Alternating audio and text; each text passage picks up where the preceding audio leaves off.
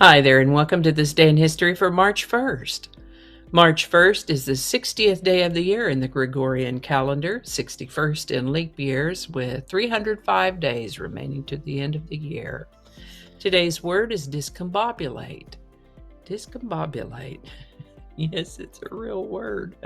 You can look it up in the dictionary. Well, at least in the virtual dictionaries, the ones online. I'm not sure about the hardback paper dictionaries because mine's packed away in storage at the moment. But I did find discombobulate in about half a dozen dictionaries online. Discombobulate is a word that I've heard most of my life, but it's a verb and it means to cause to be in a state of confusion, upset, disorient, confound, bewilder. Discombobulate is most likely an alteration or a fanciful variant of the words discompose or discomfit. First known use of the word discombobulate is in the 1800s. Discombobulate. And with that, we're going to start on March 1st, 1692, when three women, Sarah Osborne, Sarah Good, and a slave girl from South America called Tituba, were brought before the local magistrate in Salem Village, Massachusetts, accused of practicing witchcraft. While this was not the first time nor the last time that this sort of thing would happen, this marks the beginning of what has come to be known as the Salem witch trials.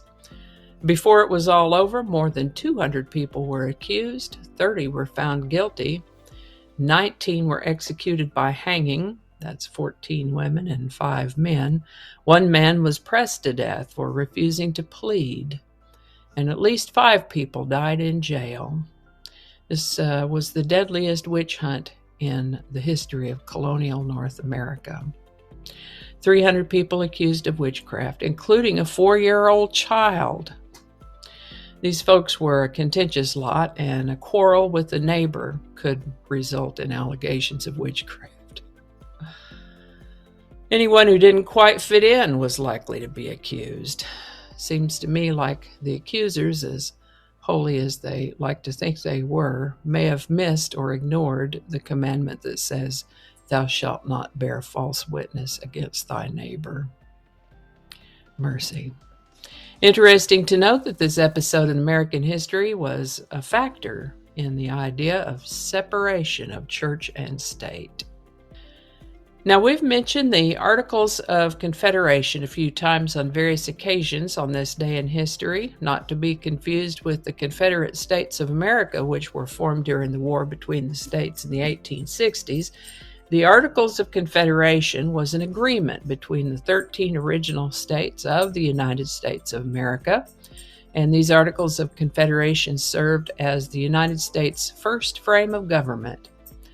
All that to say that on March 1st, 1781, the Articles of Confederation went into effect in the United States.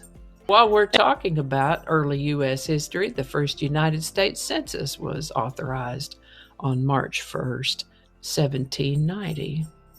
Today's song is Best of My Love by the Eagles, written by Don Henley, J.D. Souther, and the late Glenn Frey. The single for Best of My Love was released in November of 1974, and the song appears on their On the Border album. Here's another song that one of the creators didn't want to release as a single. Glenn Frey held up its release. Once the album was out, though, a radio DJ, Jim Higgs of WKMI-AM, played the track, and of course it got a favorable response. Listeners loved it, encouraging the Eagles to release it as a single. The album cut is somewhere around 7 minutes long, though, a bit long for most radio play at the time, so the record company, Asylum Records, issued a shortened version that would be more radio-friendly. They didn't consult with the Eagles about this, though, so there was a bit of a kerfuffle as Don Henley was angry enough to demand a recall of the singles from stores. The cat was out of the bag, though, and Best of My Love became their first #1 single, as well as their best-selling single up to that point. Full of the beautiful harmonies the Eagles are so well known for, Best of My Love hit #1 on March 1st, 1975. Link in the description.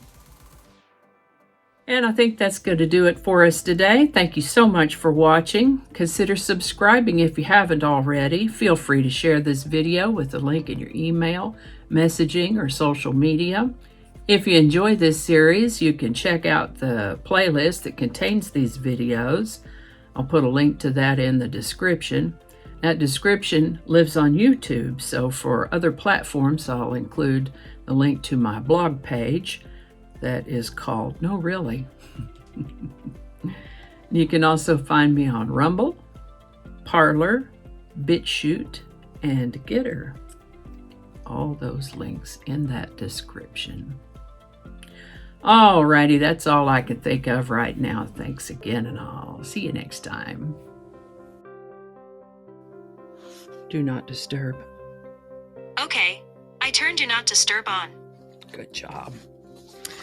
Third time better be a charm. January 2nd. The 16th. It's all written in Roman numerals, so I had to translate it. Flinging happiness all over the place. Alrighty. Back to work. I think we got it this time.